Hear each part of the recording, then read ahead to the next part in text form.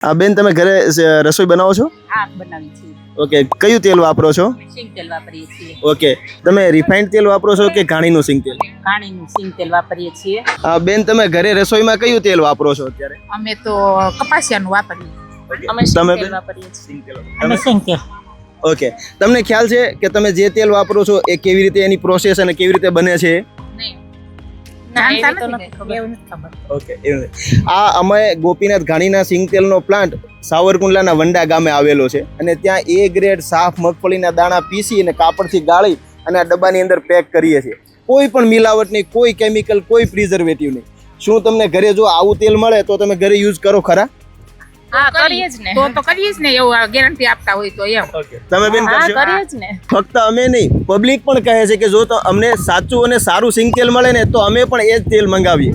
એટલે અમે કહીએ છીએ કે ગોપીનાથ ઘાણીનું સિંગ તેલ એક વખત અવશ્ય ટ્રાય કરો.